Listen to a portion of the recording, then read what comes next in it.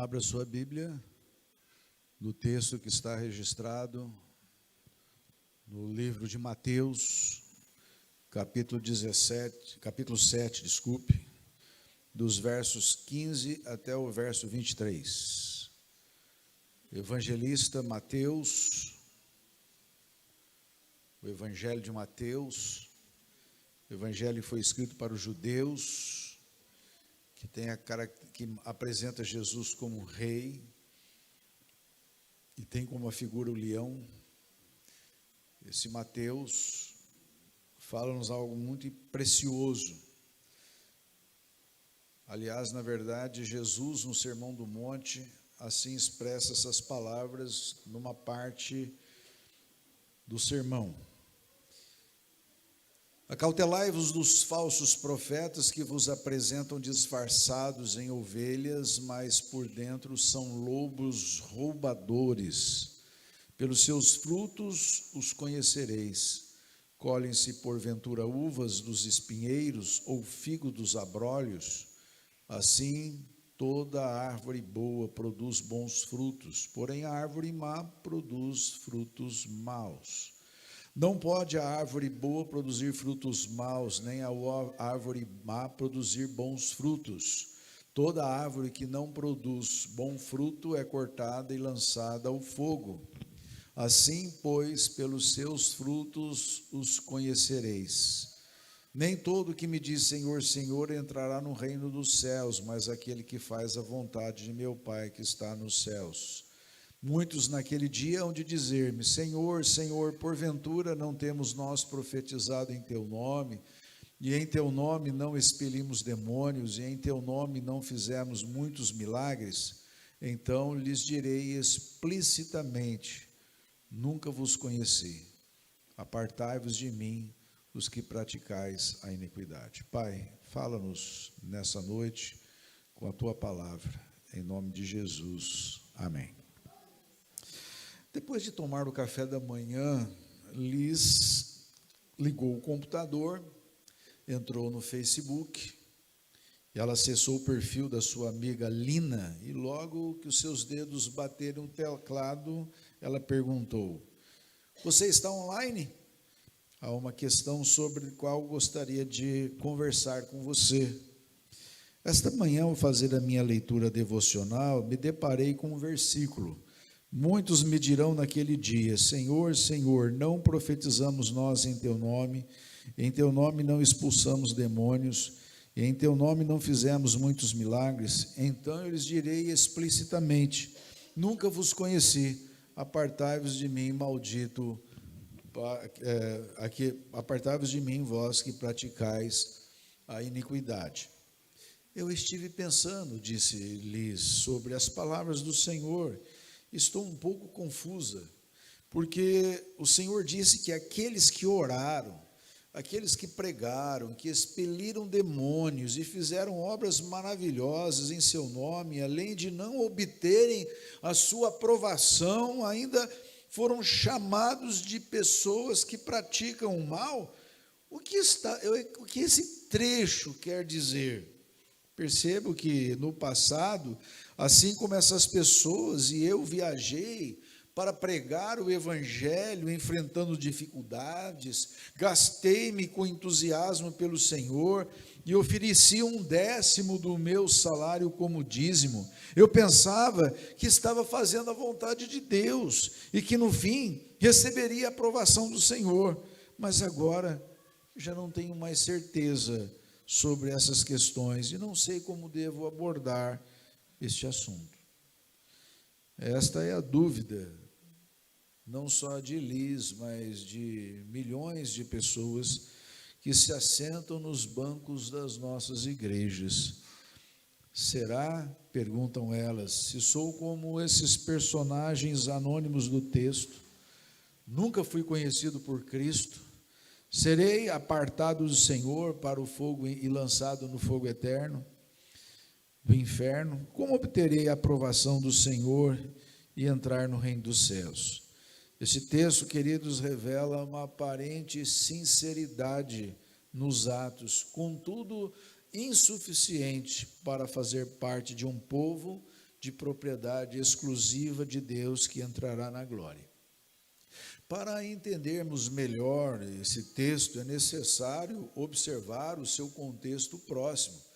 É necessário que nós voltemos para os versículos anteriores, a partir do verso 15, os versículos que precedem os versos 21, 22 e 23. Devemos lembrar, deixa eu abrir a Bíblia aqui para poder acompanhar com vocês. Se você tiver sua Bíblia aberta, então abra aí em Mateus, capítulo 7, para a gente acompanhar. Veja bem aí os versículos de número 15. Acautelai-vos dos falsos profetas, que vos apresentam disfarçados em ovelhas, mas por dentro são lobos roubadores. Olha só, apresentam disfarçados de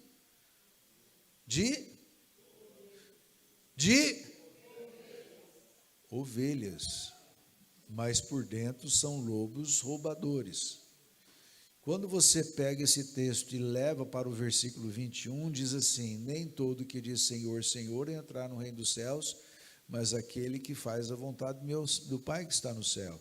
E Jesus está exatamente falando dessas pessoas, aqueles que, na verdade, não fazem a vontade do meu Pai que está no céu, mas são lobos roubadores. Veja o que diz o texto, né? Pelos frutos eles serão conhecidos.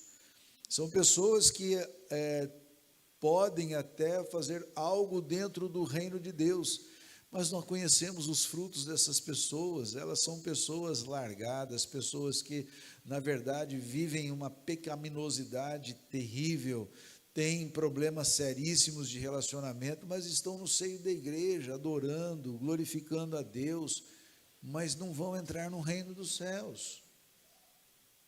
São pessoas que se dizem cristãs, mas no fundo, parece-se com essas pessoas cujos frutos todos nós conhecemos. Portanto, elas colhem uvas dos espinheiros ou figos dos abrolhos? Não.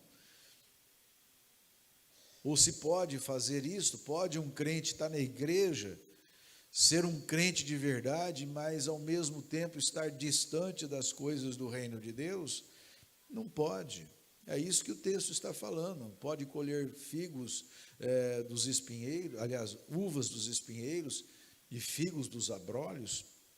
Amados, devemos levar em conta que esse trecho do discurso de Jesus se encontra no Sermão da Montanha, que vai exatamente do capítulo 5 até o final do capítulo 7, quando Jesus ele se assenta diante dos seus discípulos, perante toda aquela grande multidão, e faz esse discurso chamado Sermão do Monte, para fazer com que lhes e muitos aqui compreendam o sentido dos versos 21 a 23, conduzi-la ao entendimento que os personagens desse texto se referem aos falsos profetas, como eu disse agora há pouco, os relatados nos versos 15 a 20, quando Cristo adverte sobre eles. Você poderia então perguntar: é possível um falso profeta fazer todos esses milagres relatados? Porque diz assim o versículo 22, muitos naquele dia hão de dizer-me: Senhor, porventura nós não temos profetizado em teu nome?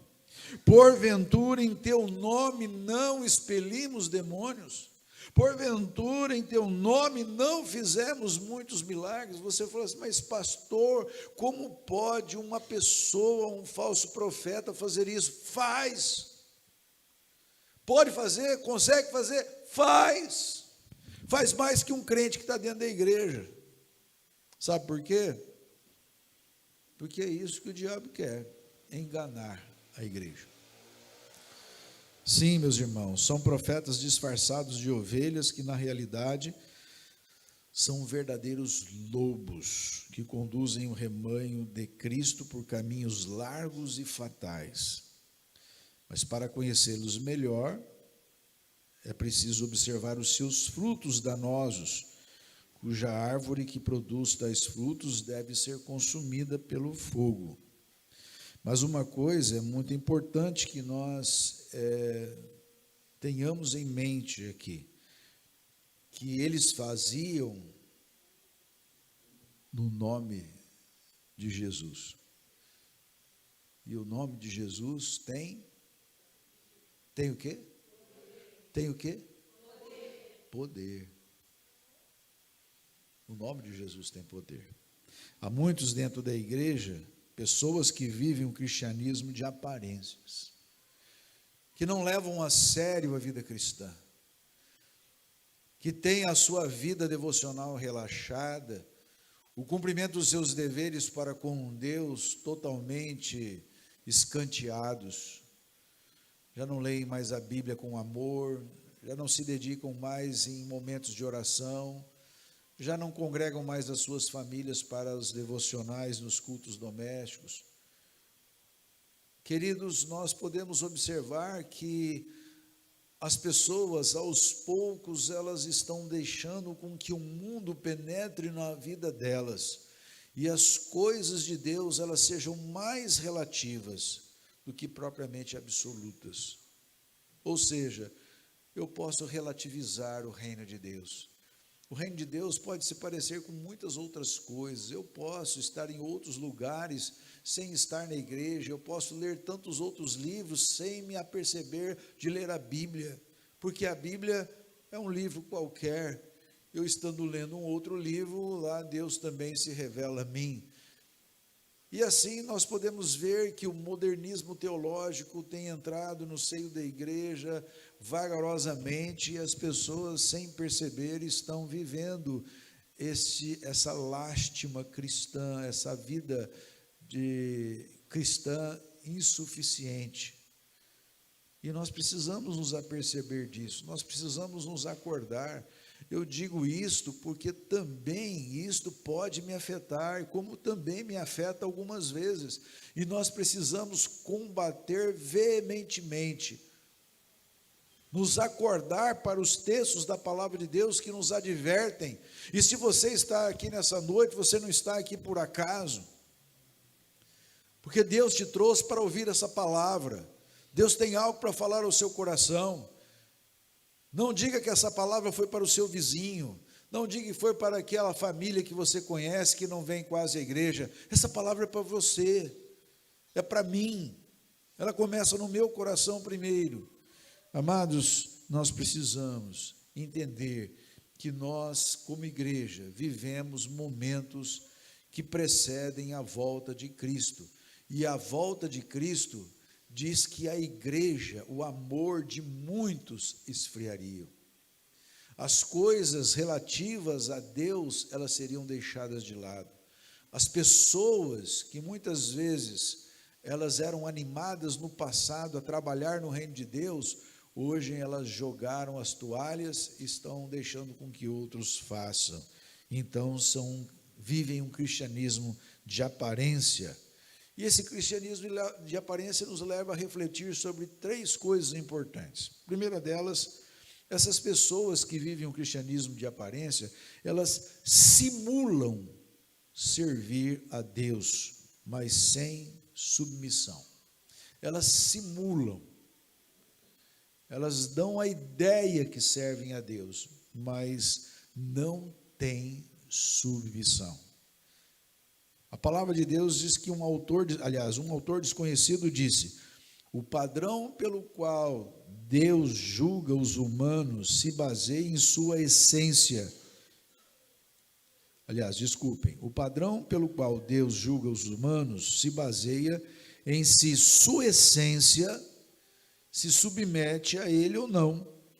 Aquele que se submete a Deus é uma pessoa justa, enquanto aquele que não se submete a Deus é o inimigo, uma pessoa má. Não importa se o comportamento dessa pessoa é bom ou ruim, se a sua fala é correta ou incorreta. O problema é que na sua essência ela é inimiga de Deus. E tem muitas pessoas que pensam servir a Deus, mas são inimigos da cruz de Cristo. Paulo, o apóstolo, tinha muitos ao redor deles. Paulo tinha aqueles que, igual Demas, que amou o presente século e saiu, abandonou Paulo. Assim como outros se viraram, se voltaram contra o cristianismo e contra Paulo. Eles eram do nosso, estavam no nosso meio, mas não eram nossos, diz o apóstolo Paulo. Assim também existem muitas pessoas no seio das igrejas evangélicas espalhadas pelo mundo, que não subirão para a glória, serão deixadas. Amados, quando eu era criança, eu digo criança, já há bastante tempo atrás, se eu falar que é pouco tempo atrás, os irmãos vão dar risada, mas quando eu tinha lá os meus 10 anos aproximadamente, o meu cunhado, ele tinha um disco chamado A Última Trombeta, e eu gostava de ouvir esse disco, porque esse disco ele falava sobre a volta de Cristo, quando Cristo tocasse a última trombeta. Então, aqueles que eram do Senhor subiriam, e aqueles que não eram do Senhor ficariam perplexos, porque não subiram. Estavam dentro da igreja, mas nunca serviram ao Senhor em submissão. Nunca submeteram-se à vontade de Deus, porque observe bem, a palavra de Deus diz assim: nem todo aquele que diz Senhor, Senhor entrará no reino dos céus, mas aquele que faz a vontade do meu Pai que está no céu. Mas qual é a vontade do meu Pai que está no céu? Muitas vezes nós deixamos de ouvir a vontade do Pai que está nos céus, porque nós damos ouvido às outras pessoas, e nós não submetemos à vontade de Deus. Não é apenas uma declaração de fé no Senhor, Senhor, Senhor, mas uma real transformação de vida. Os atos bem-sucedidos não estão no poder que existe nas pessoas que o executam, mas sim no poder que há no nome de Jesus.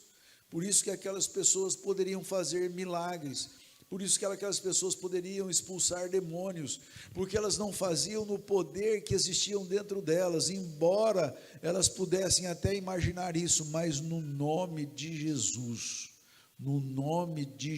porque o nome de Jesus há poder. O poder não reside na pessoa, o poder reside no nome de Jesus. Pensam que seus cultos que o levam a uma pseudo-libertação, purificação, que lhe dão direito a entrar no céu.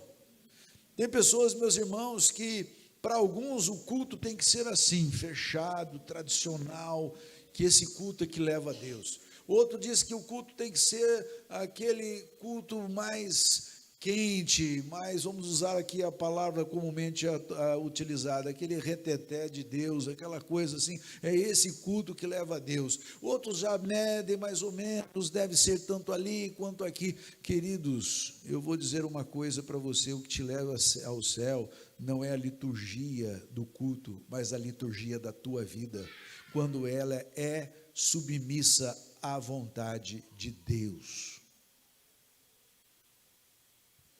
Se ela não for submissa, o culto pode ser aquele culto pegando fogo, ou pode ser aquele culto bem parecido com um sepultamento, um velório. Mas eu digo para você uma coisa: não é o culto, mas sim você, se você se submete a Deus.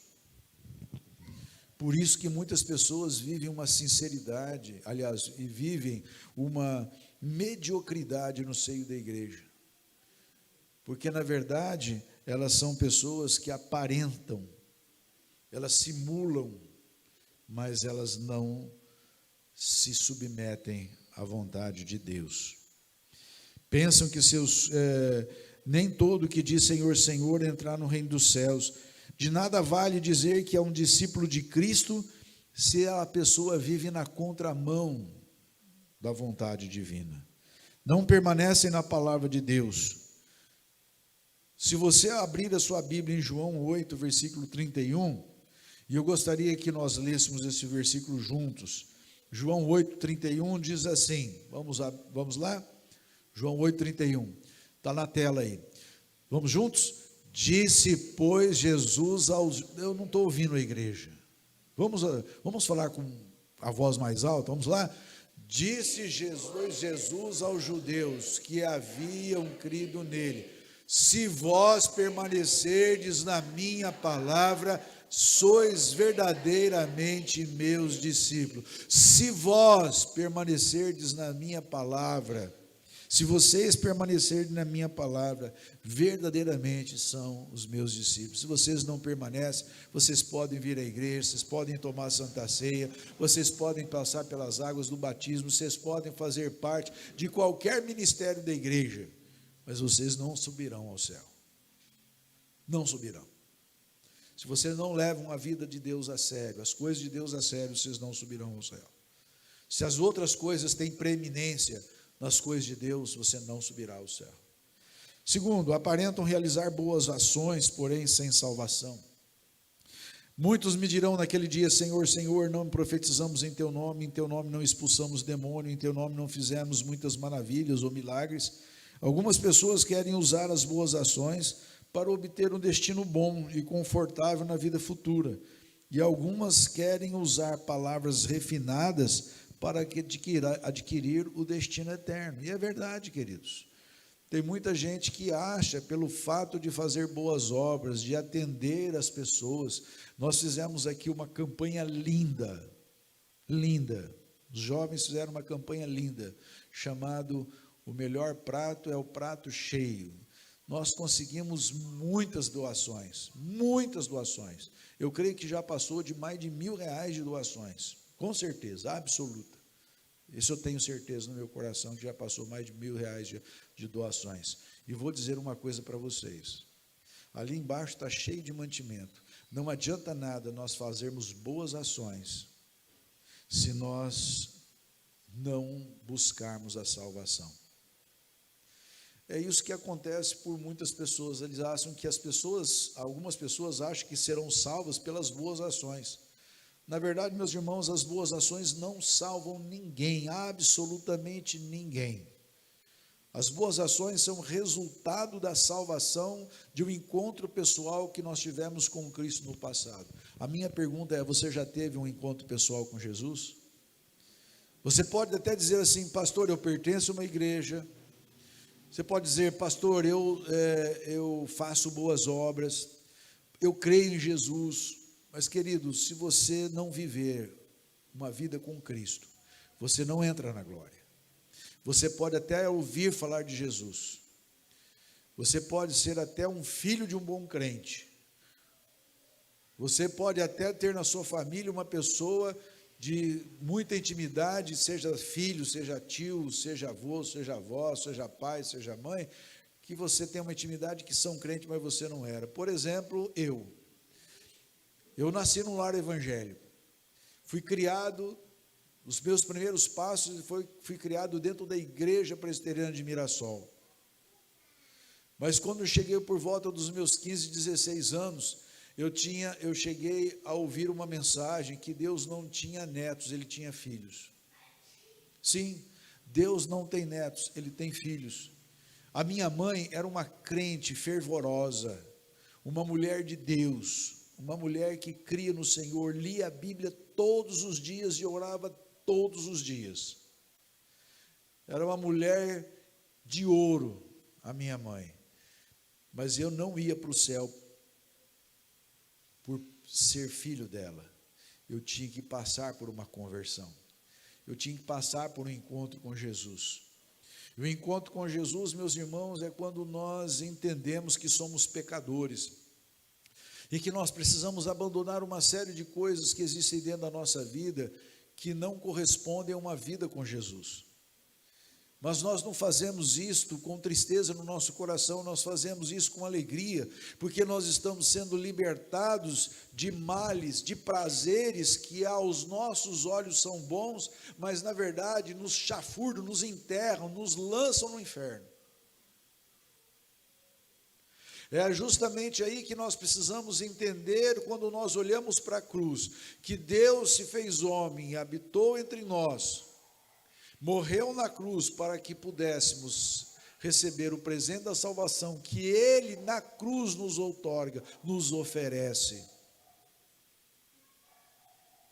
Quando nós abraçamos Jesus, não adianta ter Jesus dos lábios para fora, é preciso ter no seu coração, é preciso ter uma vida transformada, uma vida completamente aos pés do Senhor e Salvador Jesus. Então não adianta, meus queridos, você realizar boas ações se você não tem Jesus. Algumas pessoas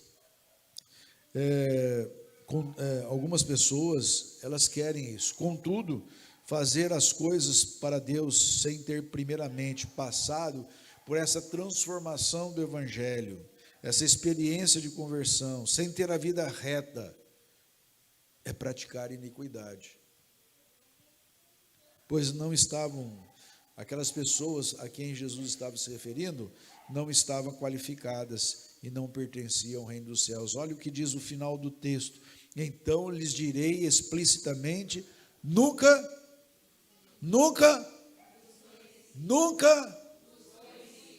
vos conheci. Mas pastor, eu estava dentro da igreja, como é que Jesus não pode me conhecer? Eu ia na escola dominical, eu ia no culto, eu procurava dar o meu dízimo, eu podia fazer isto, aquilo, como Liz apresentou, mas eu nunca vos conheci. Sabe por quê? Porque você não teve uma transformação por Jesus. A sua vida não é colocada aos pés de Jesus para servi-lo. Você não deixou Jesus tomar o centro do teu coração para conduzir a sua vida. Você não recebeu o Senhor como aquele que um dia morreu e ressurgiu para nos dar a vida eterna. Você não recebeu o Senhor Jesus como o Senhor e Salvador da sua vida. Você não se arrependeu dos seus pecados e o inferno está de boca aberta te esperando para qualquer momento, quando seus olhos fechar ou então Cristo voltar, você será apartado da igreja e aqueles serão lançados no inferno. Pastor, mas essa mensagem, o senhor não poderia falar um pouco mais de amor? Você quer mais amor do que este? De alertar você de que você está indo para o inferno? Isso é amor. Se fosse uma mensagem que não fosse de amor, eu estaria dizendo para você, não, continue no seu pecado, continue fazendo isso daí, você vai para o céu, Deus é amor, Ele não vai esquecer de você não, pelo contrário, a Bíblia diz assim, eu não vos conheço. Amados, essa palavra é muito difícil, é muito dura. Ninguém entra no céu por fazer boas obras, mas as boas obras são resultados de um encontro com Cristo. Não perderam a salvação. Essas pessoas aqui, elas não perderam a salvação, porque nós sabemos que salvação não se perde. Uma vez que é dada por Cristo, ela não se perde, porque a nossa segurança está em Cristo Jesus. Portanto, elas não eram salvas, elas nunca foram. Chegaram ao limiar da salvação, conheceram muitas doutrinas, se regaram com todas as informações possíveis referentes a Cristo, mas nunca entregaram a sua vida para Jesus. Talvez você que entrou nessa noite esteja passando por isso, você nunca entregou a sua vida para Jesus, e você precisa entregar.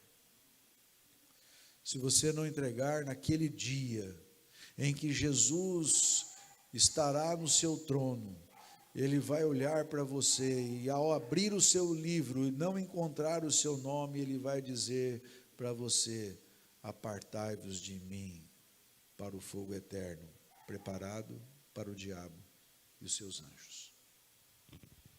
Não brinque com Deus. A Bíblia diz que nós não podemos brincar com Deus. Por isso que quando nós pedimos, vamos orar para que um avivamento venha, sopre sobre a igreja, é para que a igreja, ela se desperte a uma vida cada vez mais voltada para Cristo Jesus. Há muitos que estão inseridos num contexto eclesiástico, mas ainda não foram remidas pelo sangue de Jesus.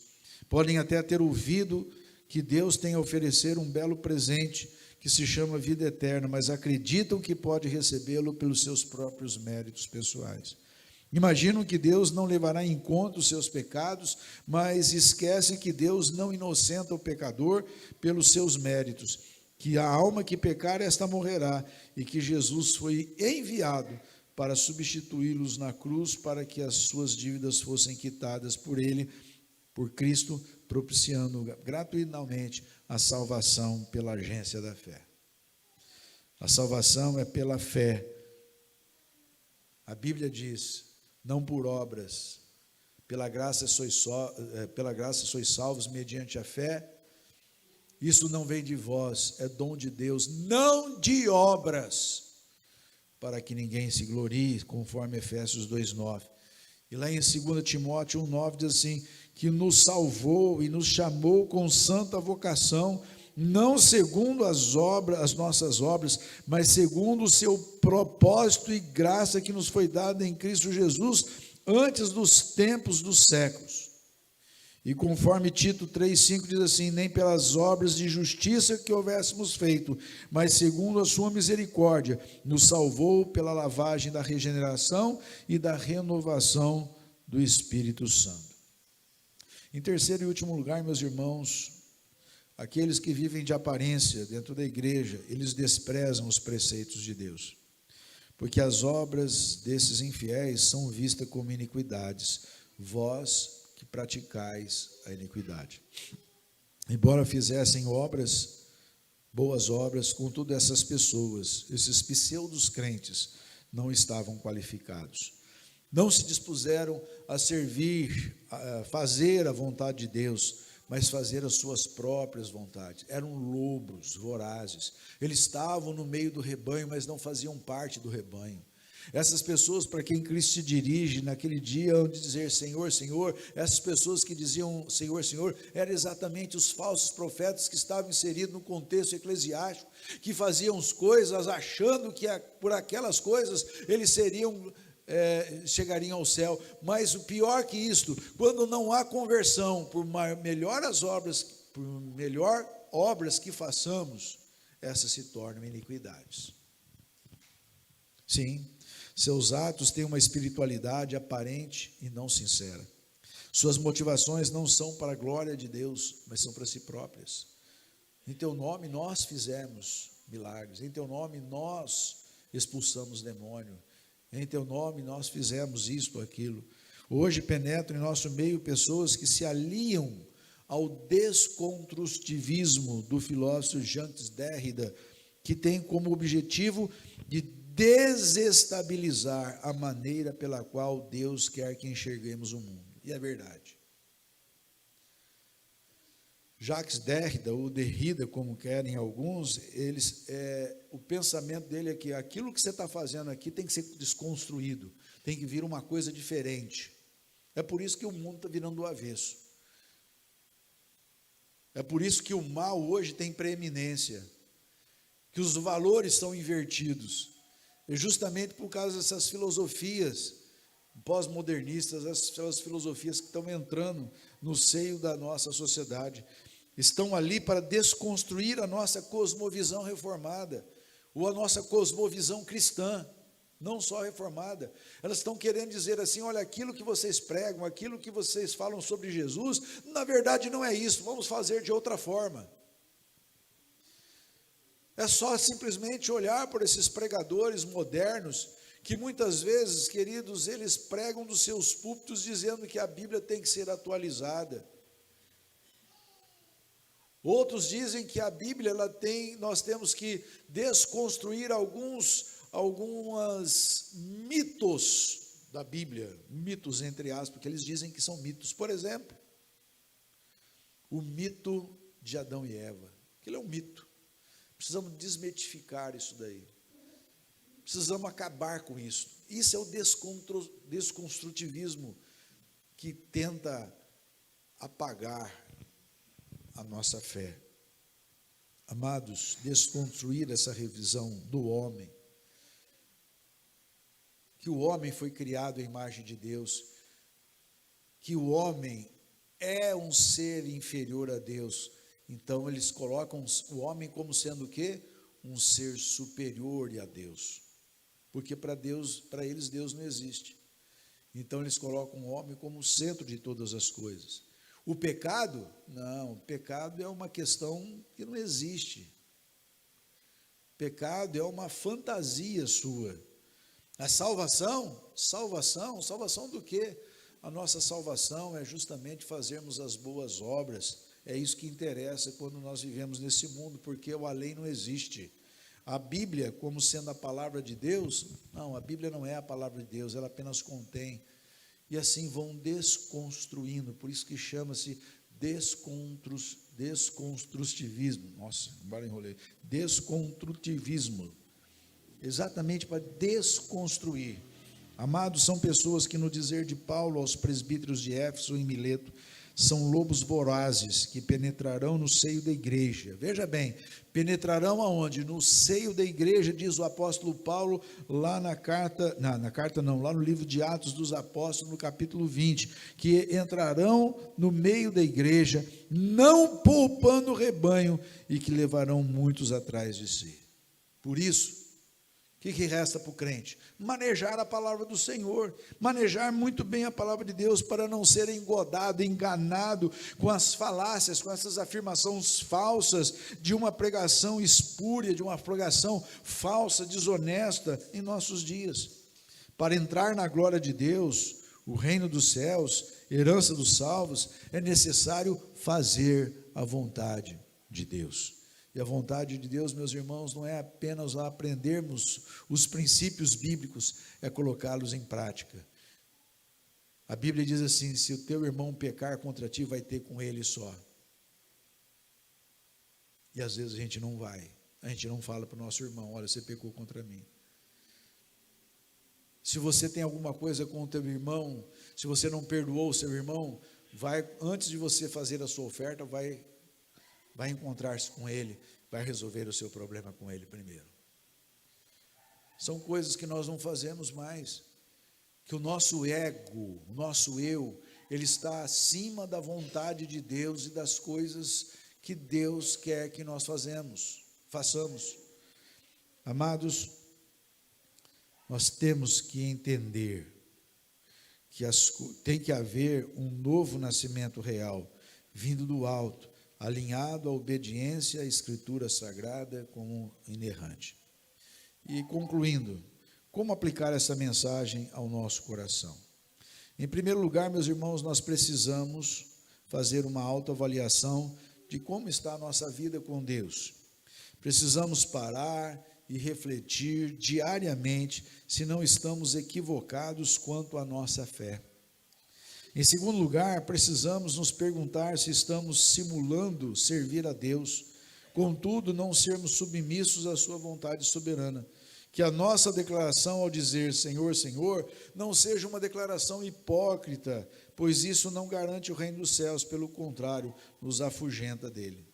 E em terceiro lugar, precisamos refletir se não estamos vivendo apenas a aparência de salvos ao realizar boas ações, pois sabemos que por mais que fizemos o melhor e bem feito e perfeito, não conseguiremos entrar na glória com os nossos méritos pessoais. Viver com um pé na igreja e o outro no mundo é uma prova que desprezamos os preceitos de Deus, e isso será visto como uma iniquidade que lançará no inferno todo aquele que brinca com Deus e com a sua palavra. Por isso a Bíblia nos adverte que nós não devemos brincar com Deus, pois ceifaremos aquilo que semearmos, conforme diz Gálatas 6:7. Porque horrível coisa é cair na mão de um Deus vivo, Hebreus 10:31, pois o nosso Deus é fogo consumidor, conforme Hebreus 12:29. Por isso, nós devemos ficar alerta.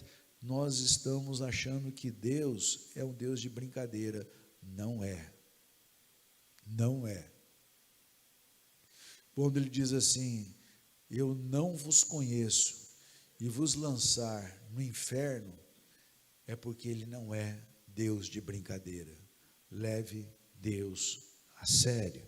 Creio que Liz, da história no início, teve sua dúvida respondida e sossegou o seu coração. Ou então, ficou apreensiva com um afã de ajustar-se com Deus.